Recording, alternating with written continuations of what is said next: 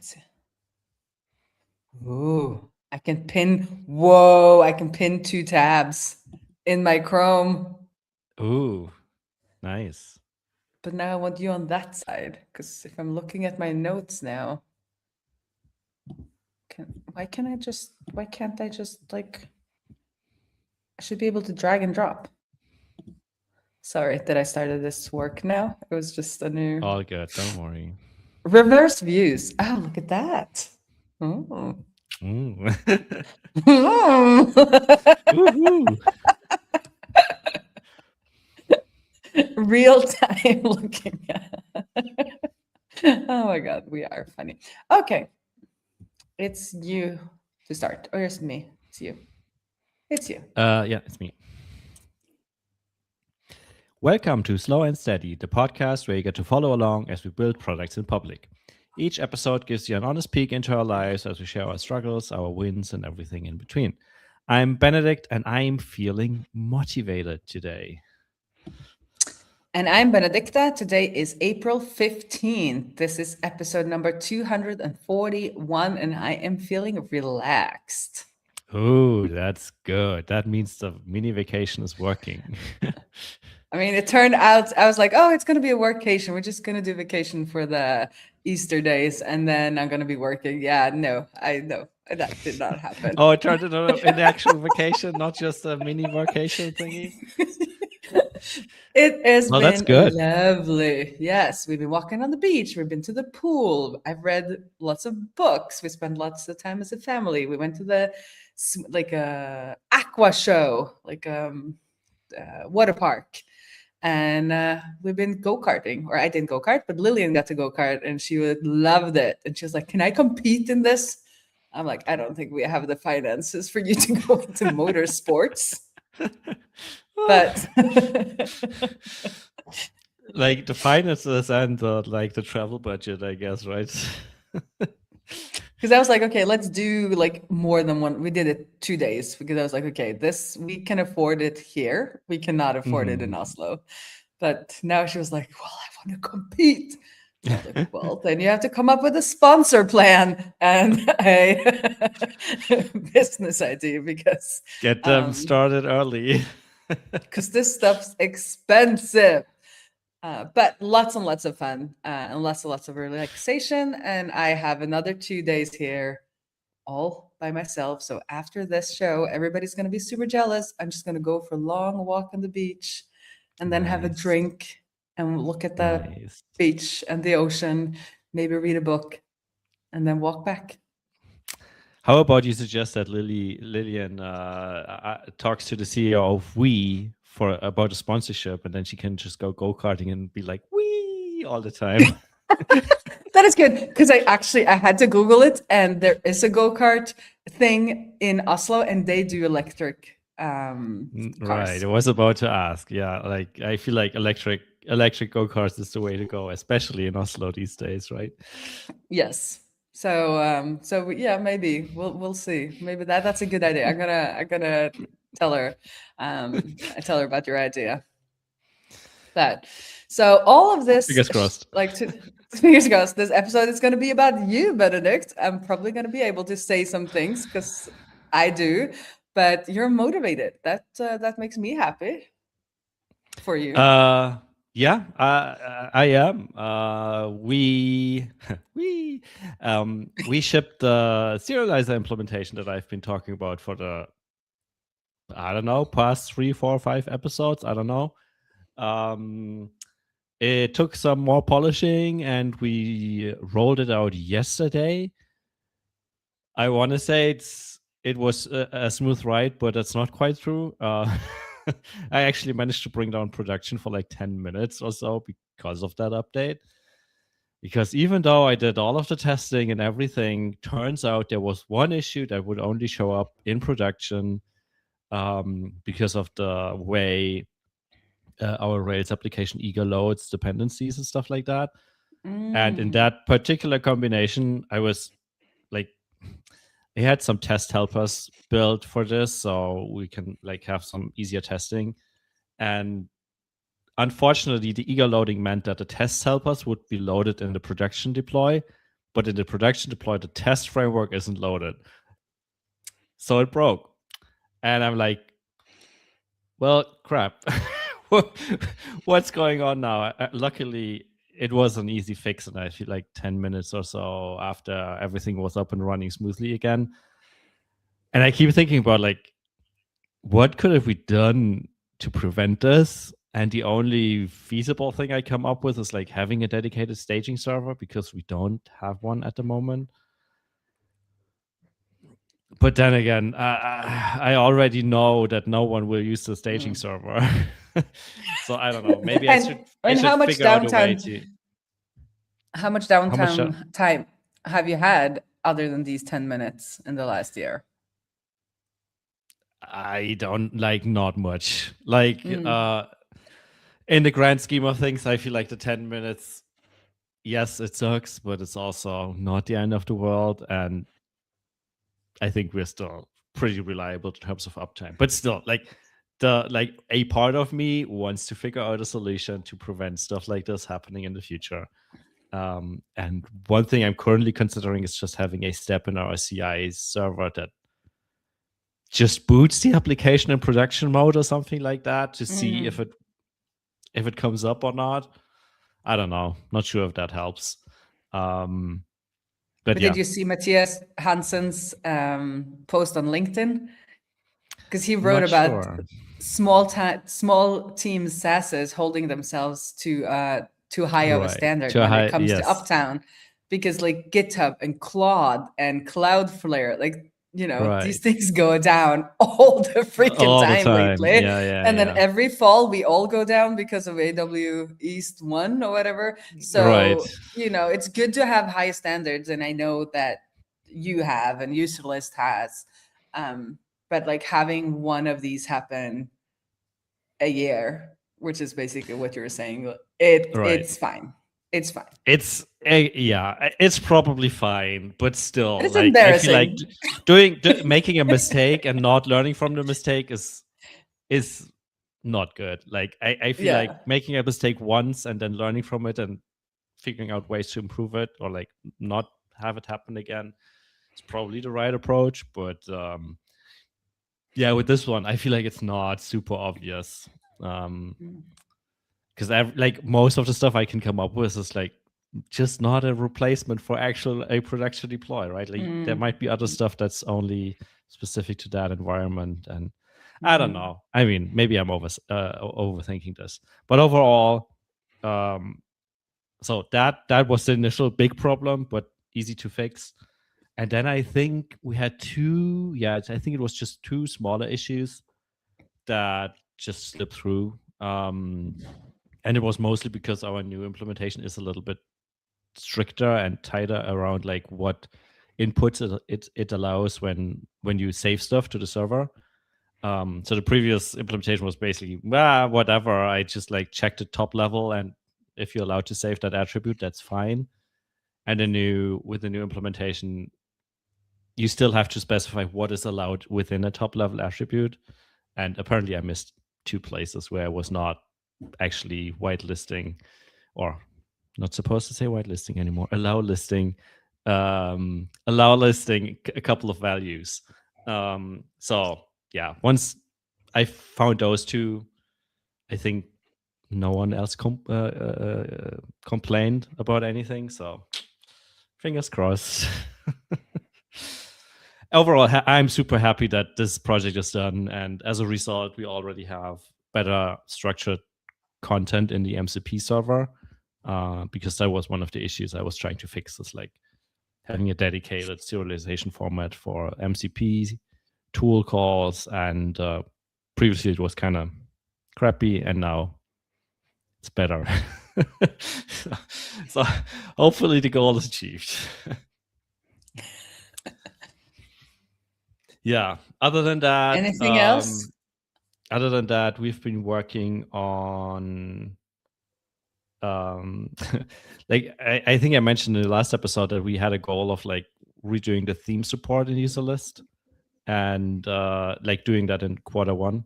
And we did some work, but we never shipped it. So we decided for this quarter to really double down, and as a result, we had like I think we had two-hour-long calls with almost everyone in the company to spec out what we actually want to do and what the constraints are and what the potential problems are and what users want and what stuff comes up in customer support and all of those things.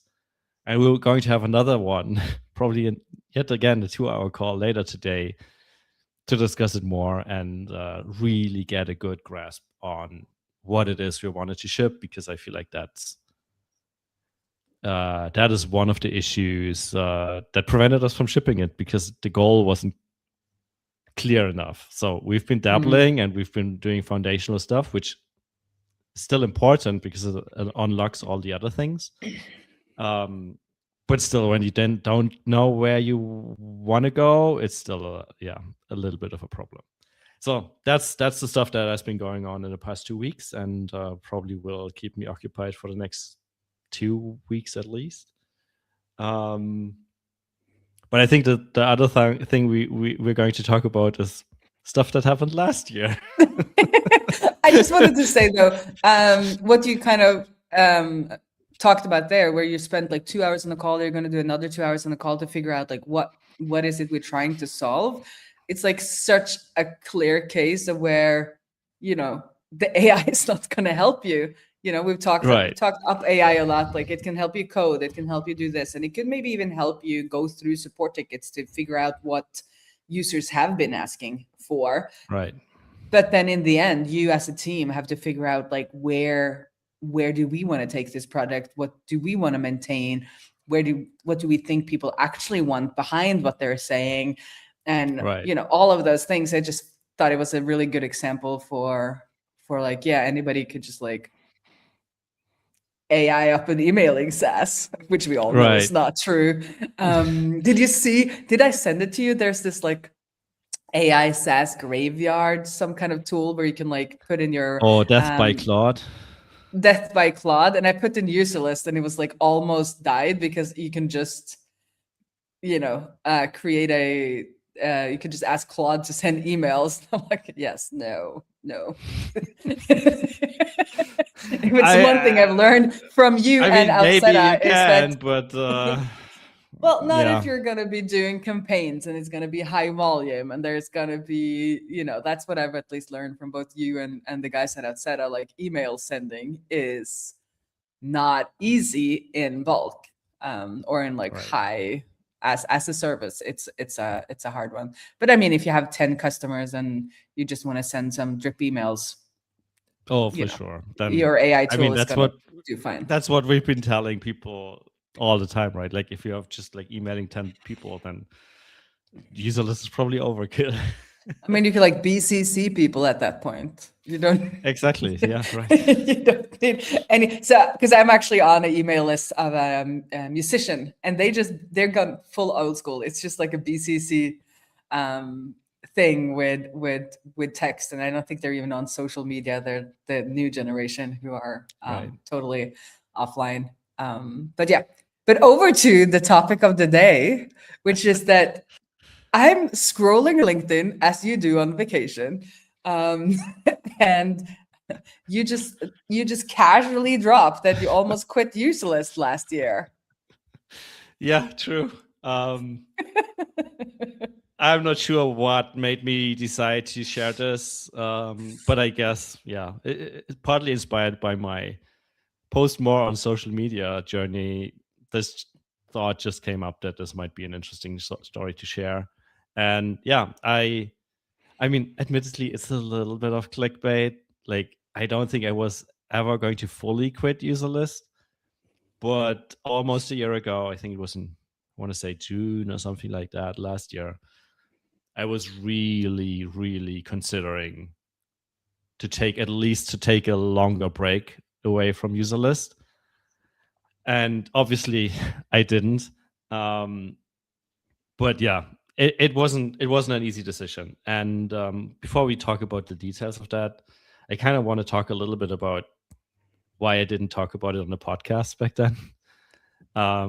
Because in a way, this podcast is supposed to be, well, an honest peek into our lives, right? That's what we say in the intro.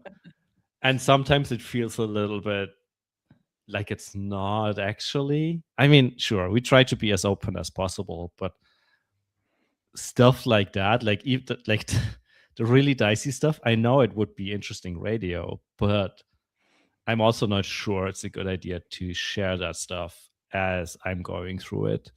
Because it's messy, right? Like I might change my mind about things from one day to the other, and then like putting out version A and then doing a backflip and then arguing for version B a week after is weird in itself, I guess.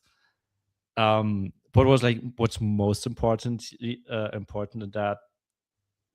that whole thing is like I was very careful about who I talk about. Who I talk to about this, right? That's the way to say it.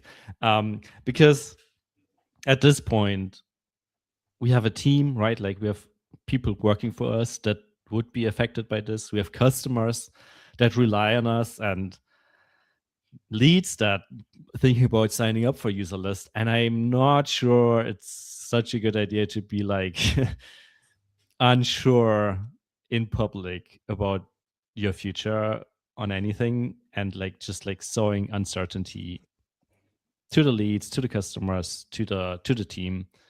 And that's why I usually not to talk about that stuff, at least not as it's happening. But again, it felt like a good, like now in Let's hindsight, get you it felt like a shared good now on story. LinkedIn, and we could get it on the pod now. But I'm very, very no, just kidding. It's Did I talk to you about this? I don't remember. I talked to a lot of people, but I'm not sure I don't to think you we about had this. I don't think we had a long talk about it, but I kind of remember now looking back that there was like something kind of off like just after the pod, but I don't think we talked about it like properly. I think it was more like, Right. oh, there's been some interest in doing some freelance work or something, but I don't remember everything either.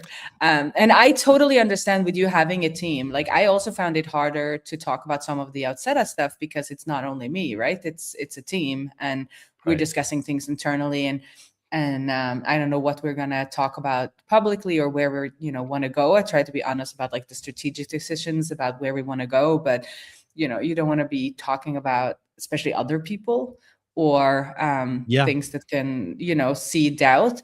I've seen this myself. Like I bought some things lately, and then you see the person on Twitter being like doing totally different things, and you're like, hey, what about the thing I paid for?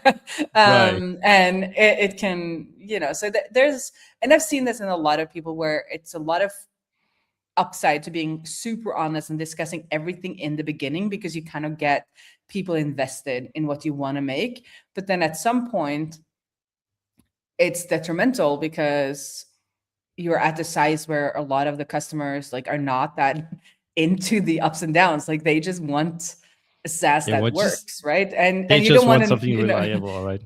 They want something reliable, and they don't want the founder or the company to be super uncertain or or as you say, like you where do you want to go, and it can create uncertainty, especially now that you have more enterprise clients that are not in it to like be a part of the journey. So I totally understand, and I think it's fun that we can like look back because we've had this before. I think there was something else you were working on where we talked about it 6 months later, and I think that's fine because you've been able to digest it and it's not going to make things uncertain. And had you stopped, I guess we would have talked about it after the decision was made. It would be like, oh, probably, I only work 20% at Userlist now, and like I work, and we're going to do that for 6 months, and then I'm going that we would have we can't be hiding. Right, some stuff is hard to hide, right? Like I mean, in this case it probably would have been easy to hide it, but still whatever. So I think that's totally fair, but we need to note some of these things down for the future. I'm loving this LinkedIn, Benedict. Like I'm learning things that we can speak about on the podcast. Yeah. Maybe I should be the podcast Benedict first, and like we should maybe talk about this on the podcast first and then make whatever. It doesn't matter. No. I think this is a good way to pick for me to scroll. Gives meaning to my scrolling. I mean, What's funny about this is like this has been probably my most successful is a weird term in terms of like social media posts, but that's definitely the post with the most engagement and the most reactions I've ever written on LinkedIn for sure, maybe even on social media in general, which now makes me wonder like should I be airing more dirty laundry? But I'm not I think sure it's that's a good because idea either. I think it's because it's so relatable.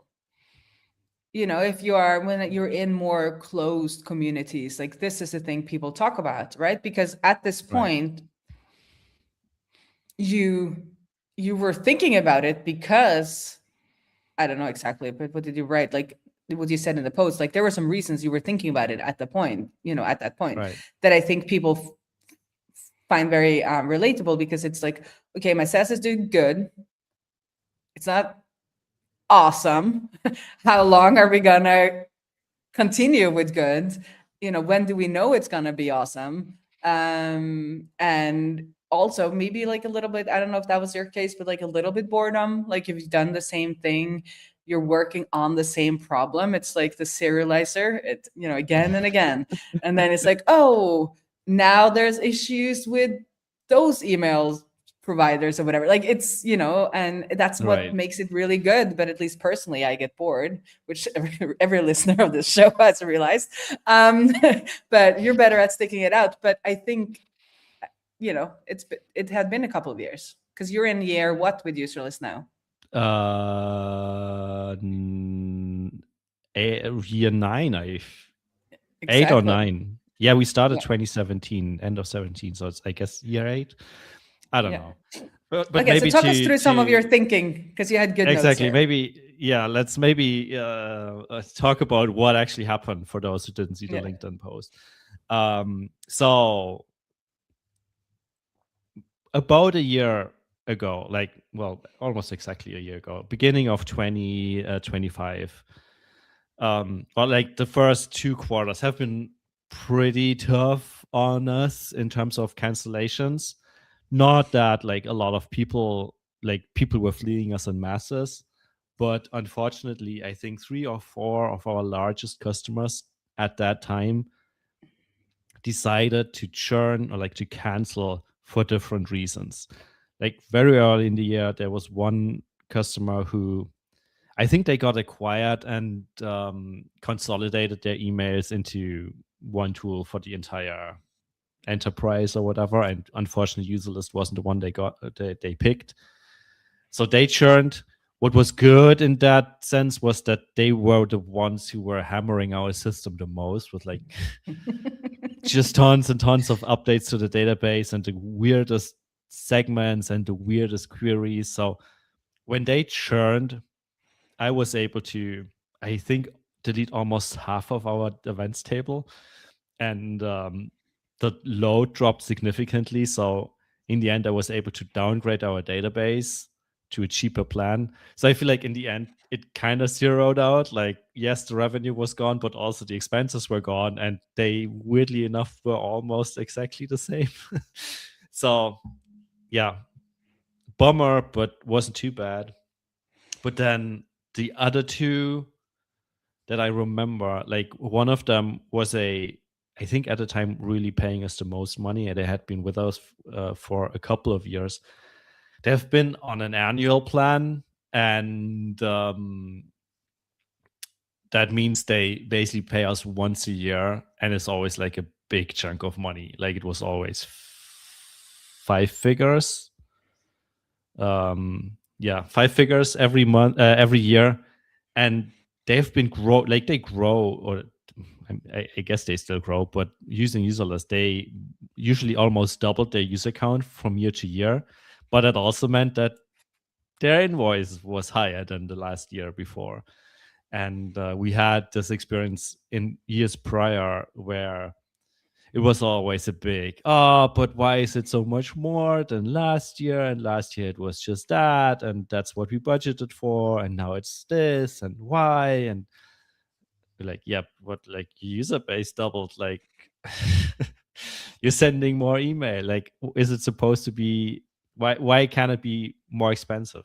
So it has always been a little bit of a struggle. And earlier this year, early in 2025, that came up again. And then they basically decided it's too expensive for them. They also wanted to do more like multi-channel stuff with SMS, and I think they were talking about WhatsApp and stuff like that. And because they were also not our ideal customer profile, like they didn't quite match, like they weren't, I mean, they weren't technically a SaaS. It was more like a B2C play. And I guess some of the features they asked for made sense for them, but not necessarily for everyone else we were serving.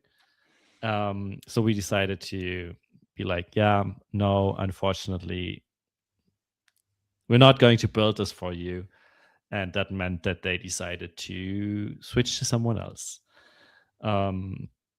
Yeah, which was a bummer. Like, it was a big chunk of money that we were banking on to arrive in February or so, and then that didn't happen. They switched to monthly for a couple more months to prepare for the migration, which meant that our MRR was a little bit higher because they didn't get the annual discount and stuff like that. But ultimately, we knew that they were going to leave. And then on top of that, another one of our bigger customers, I think they were just shutting down the business. You can't argue with that, sure, right? So, yeah, anyways. Stuff happens. 3 of our biggest customers left. I want to say not because of our fault necessarily. I mean, you could argue a little bit with like, sure, maybe if we were the most amazing platform, maybe they would have consolidated all their tools into user list. They didn't for whatever reason, and the other customer just wasn't a good fit. But had we built those features, maybe they would have stayed. It is what it is. All in all, this meant that our MRR dropped by 15% or so, which is a big chunk. Like, at the point where we are at, like, back then, we were basically break even, maybe a little bit in the green, like making some profits on that. But that 15% drop meant that we were suddenly not profitable anymore. And unfortunately, that meant, I mean, good thing that we kind of knew in advance that this was going to happen with that one customer who then paid monthly for a while. So we had a chance to prep for it. And one of the things we did is we cut our pay. Like Jane and I, we pay ourselves, obviously, from the company.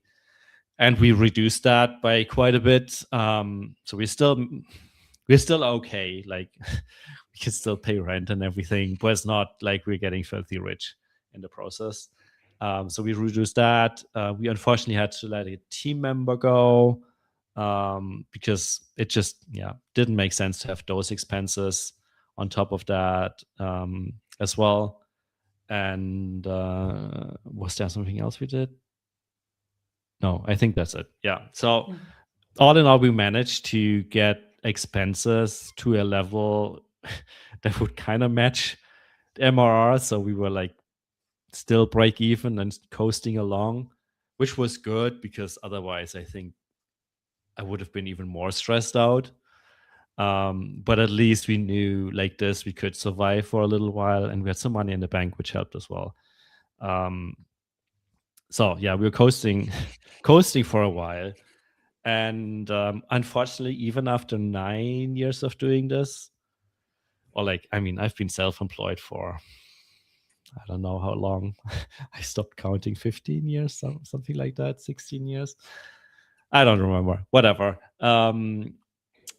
Unfortunately, to this day, my mood is still tied to MRR growth rate or like revenue growth. Oh my God. We've been talking about doing like, how do we feel coupled to like seasons? It would be so fun to do like your MR. We wouldn't need to like do the exact amounts, but just like do the graph and then do Benedict's emotions. Like that's exactly why I'm like, we should be doing this at some point. We should.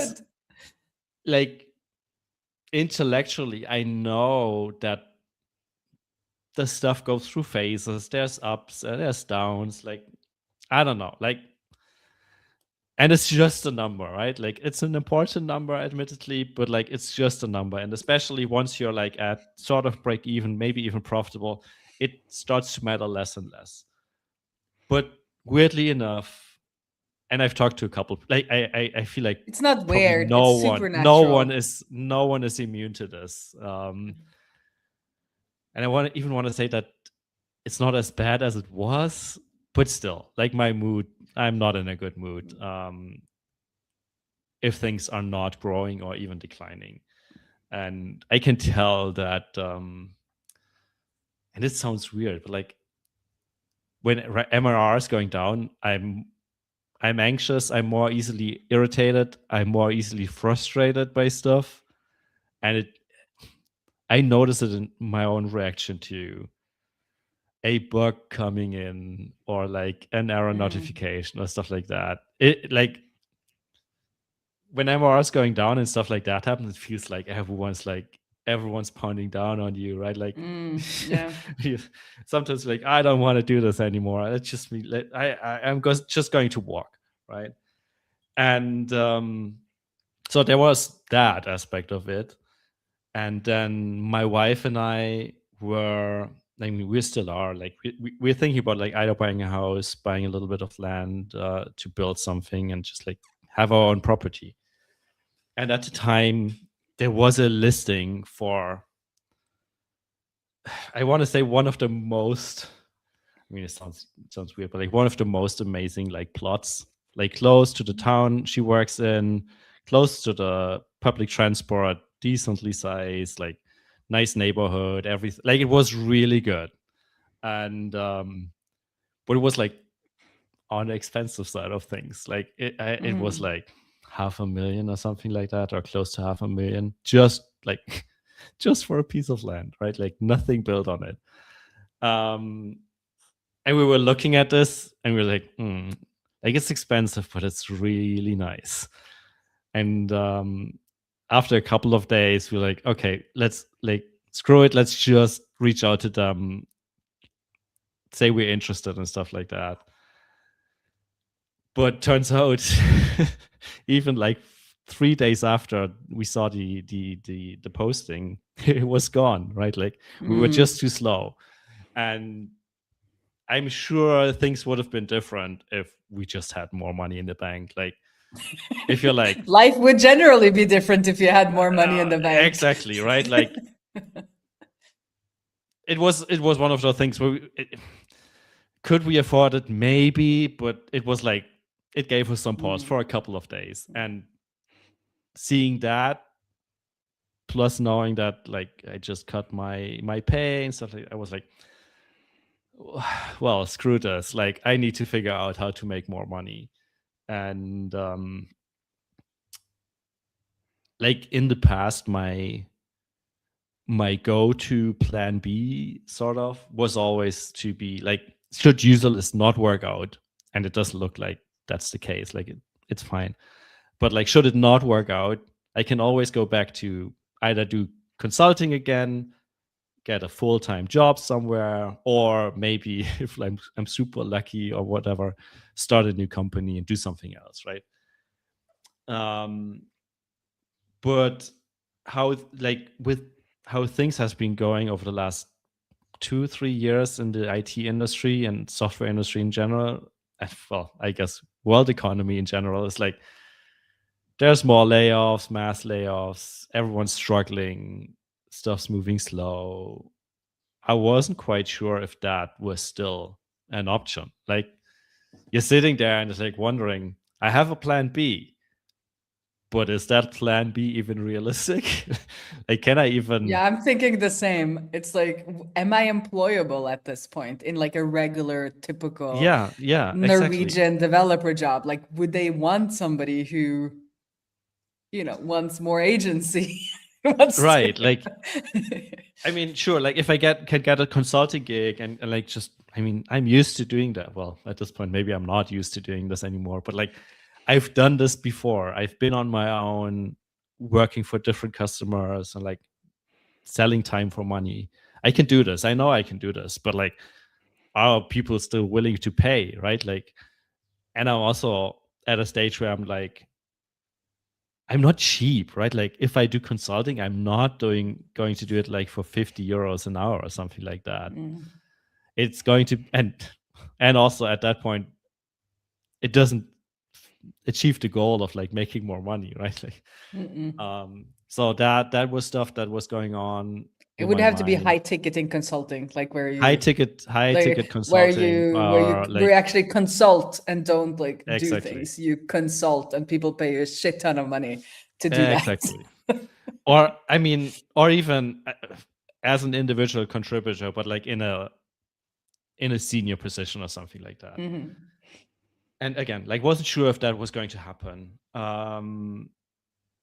But before I even started evaluating that, like maybe looking for something popped up in my network. Like, I think it was on Mastodon. I think we have never worked with each other, but I knew the guy. He knew me. We had worked at the same company at different times, so he knew my code, I guess. And he was like, I'm looking for someone to help on consulting project A or B. Anyone interested? And I was like, let's just talk, right? Like, I mean, let's see what happens. And we got on a call. It was a fun call. Like, I think there was mutual respect. Like I knew that he was doing good work, and I guess he knew I was at least trying to do good work. So there was a fit, and the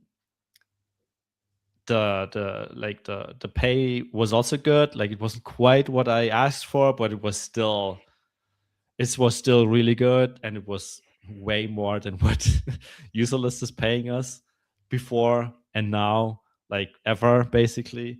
It was really good money, and it was an interesting project, or like two interesting projects. One was with like former colleagues, or the other one was with in like green energy sector industry, like solar panels, batteries, I don't know, stuff like that. Sounded like a fun project in an industry that's kind of interesting.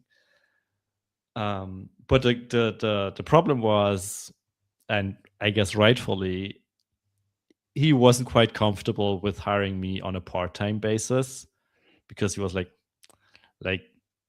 I have deadlines to meet.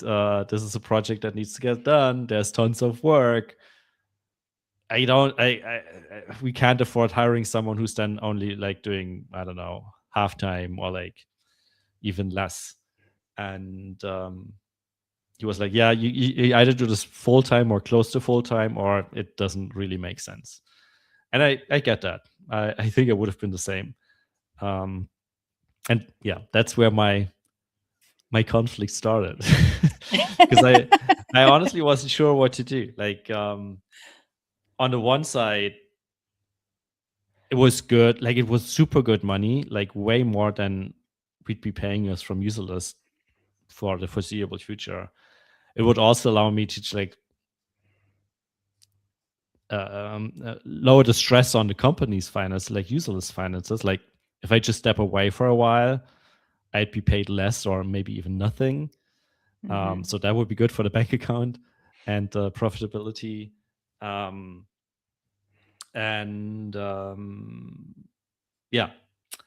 that was basically the conflict I was in. And I started talking to people, because like that's usually what I do. Like, I try to make my own decisions. Like, I try to not get super influenced by outside perspectives, because I feel like that's an easy trap to fall into as well. Like, just ask people for advice and then take on their advice, pretending it is yours, or like or have somebody to blame. Yeah, and then have somebody to blame. Like, like, you said I should do this, and it was a bad idea, so therefore you are to blame.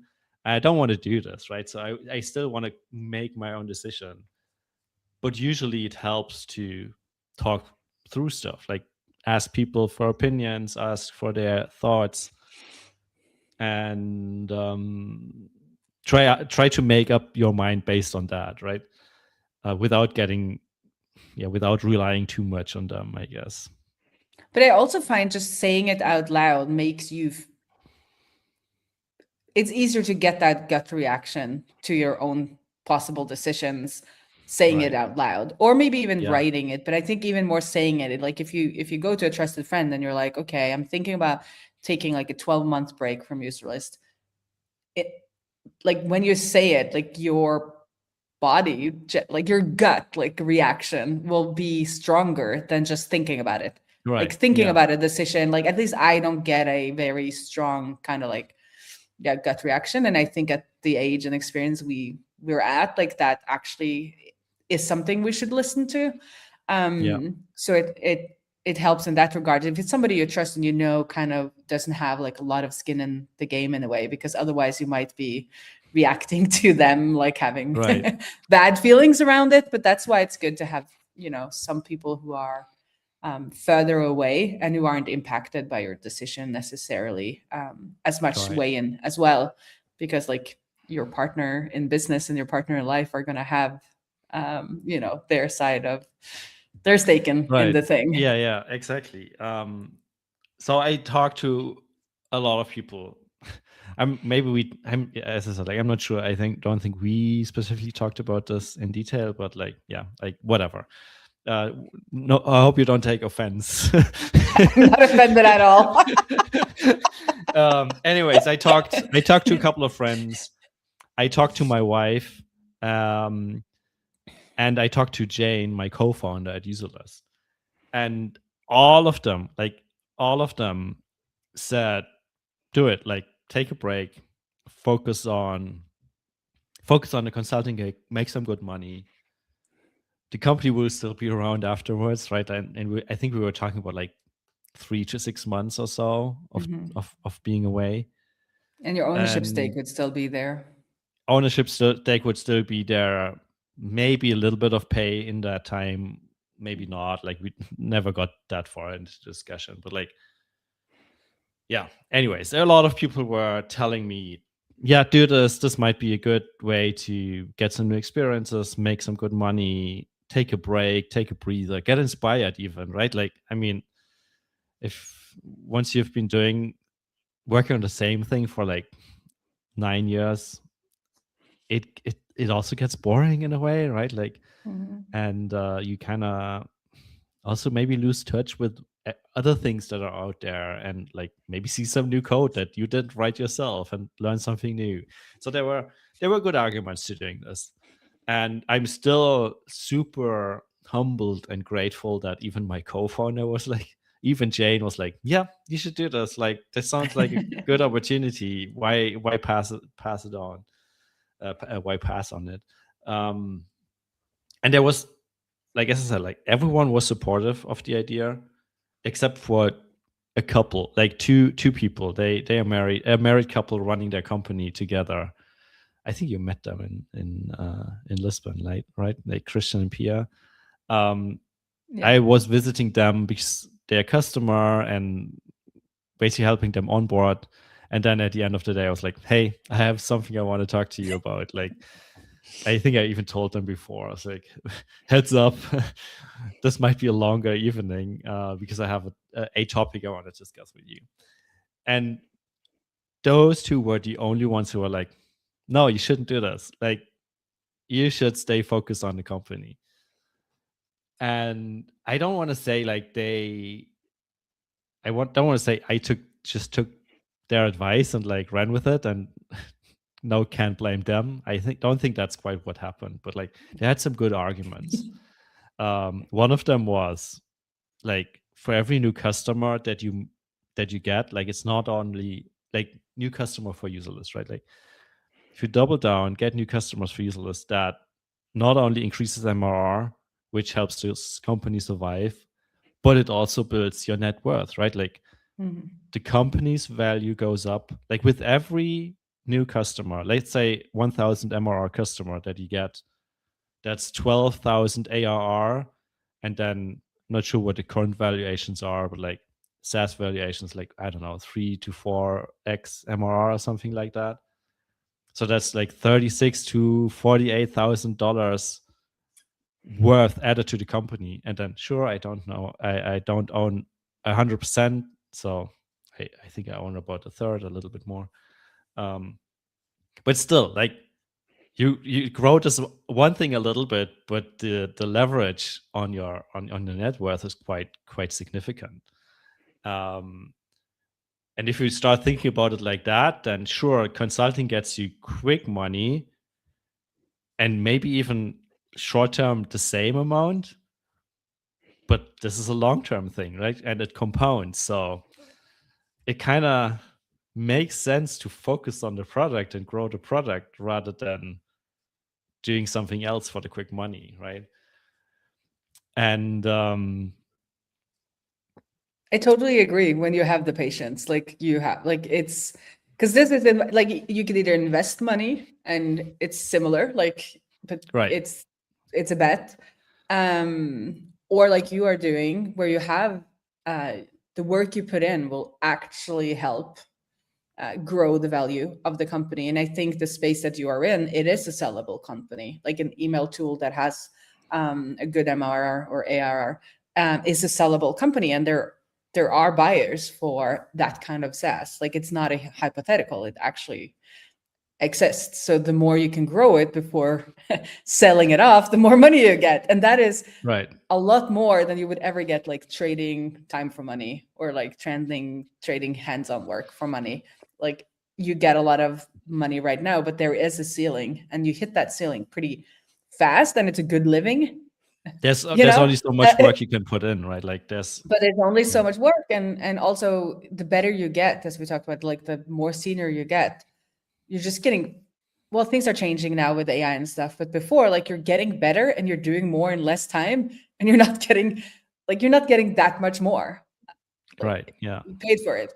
You could maybe go to California, get one of those like kick-ass tech jobs in the States where you get 4 times as much as you would get in Europe, and you could do that for a couple of years, and then you could invest that money. That's the way to do it. Like you could, if you're disciplined, you could do your consulting work and then invest your money in other places, and that's a way to grow your net worth if you don't have the stamina for what you're doing. And you've shown you have the stamina, but you're allowed to doubt and like that's nice. But I also think it's hard because that's one of the things that I think I also took away a little bit, like going to MicroConf, which they attributed to you, that you got demotivated. And you were like, we're both called Benedicta, Benedicta. Is that it is hard work, and it is hard to keep the eye on the ball, that there's a value in the company, right? Because it's such an abstract number.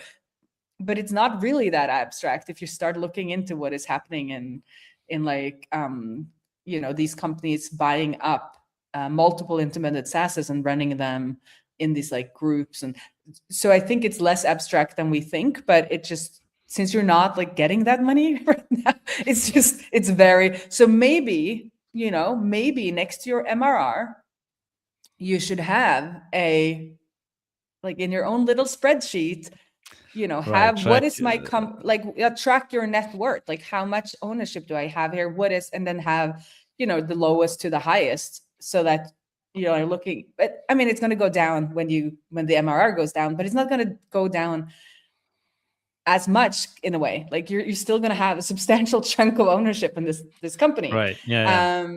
So that you can see that, okay, yes, MRR is down 15%, but that doesn't mean I will never be able to buy a plot of land, because my, it's still a substantial. Because I think, and if everybody talks about personal finance and investing in index funds, they're like, do not look once a year. If you keep looking, you're gonna get so like you're gonna be affected, and you're gonna want to sell, right? Because it's like, oh, it's down. And then you sell, but then it goes up, and you buy at the wrong time, and like the whole point is to set it and forget it. And some people even say like have it in a different bank account, so that you have to log in and are in a different bank. So you have to log in and like you have to jump through hoops to actually see this number. And I think there is some truth to that. And just myself, even though it hasn't been tied to MRR, like when I have money in the bank, like my mood is better. I mean, ultimately, bank account growing versus declining. Yes, that's basically the same idea, right? Like, Yeah, Once it's but then I'm steady a or little too going much up, things are YOLO. nicer. Yeah. Yeah, but I'm more like a little bit YOLO. So then I use it and then it goes down. Obviously, right? Yeah. Obviously. No, but it's it's money can't buy you happiness, but it can definitely buy a peace of mind, which gives you a better outlook on life, at least for me. Yeah. So yeah, Yeah. but so you decided to stay. Yes, I think it took like 2 weeks, 3 weeks, and I know, like, I vividly remember that I've been, yes, let's do A, or yes, let's do B multiple times. Like I thought I had made up my mind multiple times in this. But eventually I made the deliberate choice to double down on Userlist, to stay focused on Userlist and not take on any side gig on consulting or anything like that. And in the end, like, the net worth discussion was one aspect of this, obviously. But I think what was more important was trying to put myself in the shoes of the team, and especially Jane as my co-founder. And it was like trying to figure out what it would feel like and what it would be like if roles were switched. And I mean, who knows? Like, what if? We'll never know. But I have a feeling that if I were in Jane's shoes and she would be just gone for like 6 months and expecting me to just keep going, sure, like, I don't think I would like ruin the company in that time. But would I be as motivated to like put in the effort and show up every day and work hard to grow this thing, to get new customers, to make it a better product, to make it stay, like, I don't know, like, would I be willing to put in the same amount of effort I'm putting in today, knowing that it's a team effort and we're in this together, if that wasn't the case? Like, if one of us was like fooling around elsewhere, making good money elsewhere, and I'm sitting here with this thing that needs, like, with this rock that needs pushing up the hill, right? Yeah. And I was like, I don't, like, I can see myself slacking off, and maybe, yes, sure, showing up, keeping the lights on, but I'm pretty sure that, I mean, I'm pretty sure that's maybe an exaggeration, but I think if I would have gone away for 6 months or so, I think the company would be, best case, in the same place as before, MRR wise and overall stability and everything, or probably even worse. Like, I don't think, which is one of us like pushing up the rock up the hill, I don't think stuff would have improved, right? Like, I don't think it would have grown. I don't think it would have gotten better. So yeah, there's that aspect. It felt like a bad idea to leave her alone with this. Like, not that I don't trust her, but like, I hope you get what I'm trying to say. It's like, Oh yeah, and I know that you been, lean a lot on each other to get through. Like, you might be down a little time, for a while, and she yeah, might be exactly. down for a while, and That's, then that's why you have a co-founder, and you can like lean on each other. But I was gonna say, I think like why she understood, and like your wife and a lot of people understood, is that I think the people who are close to us like see. I don't know if you're like this, but like they hear more about my struggle, right? It's because those are the people you complain to, right. and maybe they don't hear about all the good things always, because it's harder to kind of convey. When you're happy doing your work, you're just like coding away and you're happy, and then when you're not, you're like, oh, it's never gonna go anywhere, and blah blah blah blah blah. So they're gonna be Right. more. They're gonna be more like you take that time. You need that, like, yes, relax or whatever, and or they're more attuned to kind of that personal need. But I think what you found with Pia and Christian is that they are outside and they can look at the company and they can look at their life like a little bit more objectively. They haven't heard the complaining necessarily, or the toll that it's taking on you personally, or what other people feel like it's taking on their personal, and they can say like, this is our take on a business decision, and then you have to bring your whatever personal. If you were like dreading getting up every day for 6 months, like, do not continue this job or like this company, even if it's going to grow your net worth, because it's not, or at least I don't think it's worth it to like have a crappy life for a payout 10 years down the road. Like, you know, Ula's dad died at 59 and my mom died at 67. So it's like, I'm never going to make that decision. But if it's like, oh, it's a little bit up and down and I'm having, you know, a couple of days here where MRR is down and it's winter and blah, blah, blah, then, you know, it's good that somebody can remind you that, yes, but this is the business case. And we can look at the business case and then we can think about the personal side. But I think the people closest to us look more on the, like, I've seen you been down, or like, I've heard your complaint, or, and then you just have, like, I have, these were not, but for me, I have neighbors who, and good friends who, whenever I complain about anything, it's, why don't you just get a regular job?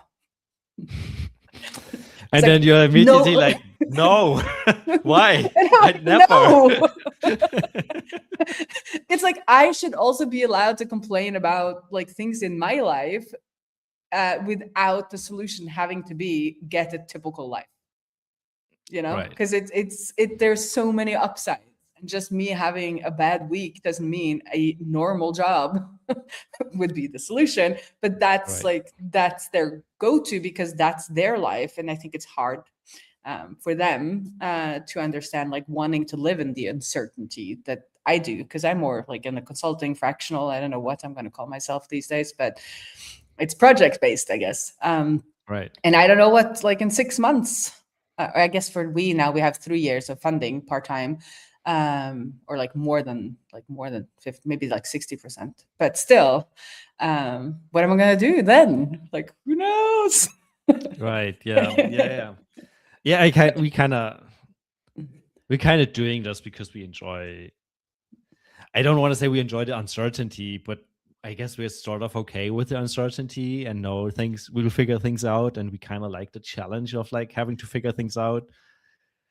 And I'm sure, like what you just said, with like, if I would wake up every morning and dreading my life and like having to drag myself to the desk and work, if that would have been the case, I think, yeah, there's a good chance I would have decided to do the consulting gig. But start with a break and then never come back. Right, exactly. Yeah, that I don't think I mentioned this, but like this was one of the other concerns I had of like, what if I do this and like it so much that I'm not coming back, right? Like, well, then you should try. What if those 6 months turn into 2 years and I don't know, I'm just gone forever? That was one of the worries I had as well. I don't know, like, who knows, right? And maybe it would have been a better future for everyone. We'll never know. But this is like the hard part of life, isn't it? You can't live multiple lives. There's always right? Yeah, and I think this is like an age-old thing. I'm pretty sure you can go back and like read books that are, or just even tales way back when about what if, you know, I've done something completely different in multiple of decisions, right? Yeah. But yeah. It is what it is. Like, as I said, the what ifs is still there from time to time. Like, I'm still like, what if I had done this? But to come to a conclusion, I think in hindsight was the right call because we doubled down, like both Jane and I doubled down. And we put up some new routines, doubled down on sales, put in more effort. Like, I even got more motivated from this. Like, it sounds weird in a way, but like making the conscious decision to this is my priority gave me more energy and allowed me to push through that little dip in MRR, I guess. And now, like almost a year later, I just checked the numbers. Like, we're not quite at the peak we were like a year ago with like the annual churning into monthly and stuff like that. But we're pretty close. Like we basically made up the dip. And in the meantime, we launched a redesign. We did the rebranding with a new logo and the new visuals, and we shipped so much cool stuff. And the product is so much nicer compared to a year ago. Like, if I'm like looking back at the screenshots from like a year ago, I'm like, what? Like, what? Like, that was Was it a crappy product? Not sure, but like the product right now, I'm super proud of. Like it's a really good product. We really put in the work and the effort and the love, and I'm just happy that it's growing again, and that I didn't quit it. So, But I think it's very true what you said about making an active decision, because I do think if you feel like you're just stuck, that is, at least for me, it's like super unmotivating if I feel like I don't have the option of doing anything else. And you were feeling that because like the industry was going down, and you're like, where's my plan B? And, and then you got an opportunity, and then you made a conscious decision to turn it down. And I've been talking to Lillian about decisions now, where I read this in a really bad, like, motivational book, but like this stuck with me. And that is that decisions are either like a hat, haircut, or tattoo decision. And she took she caught on right away. It's like, because a hat you can just change it, a haircut takes a little bit longer, but you can change your mind. A tattoo, so much harder to turn around. Getting easy as well, though, right? Yeah. And this decision is like, it is a haircut decision, because you can at any point put yourself out of the market again. And more opportunities will come your way, and you will have to make these decisions. But it shows you that there are other paths, and it seemed for you too, like knowing that there are other paths make it easier to stay on the path, because then you're like, okay, I have options, but I choose this thing, and I keep on actively choosing this thing, and that helps for sure with motivation. I think in hindsight, it was a good thing to explore this, because as you said, like it gave me the reassurance that the plan B is still sort of working, right? Like it's still an option. And sure, like when it comes to it, you never know what reality is at that very moment. But like, there's a way outside of Userlist, but Userlist is I'm still pumped to do this, and I'm still in it, and the team is still in it. And yeah, let's see. Maybe I regret it sometime down the road, but like for now, I'm not. We'll see. I think it'll be. I think you're gonna. I have faith in Userlist. Thank you. Yeah, I have faith in Userlist too. I like where things are going. I'm sure there's always uncertainty, but as we just discussed, like we're in it for the uncertainty to a certain degree, right? So, yeah. Absolutely. Anyways, well, let's wrap it up. Yep, that has been a long episode in a while. Like we haven't done an episode like this for ages. We'll see you around the interwebs, and especially in Benedict's post comments or replies. Yep, see you on social media. I'm showing up at least 3 times a week. Have a good one. Have a good one. Bye. Bye.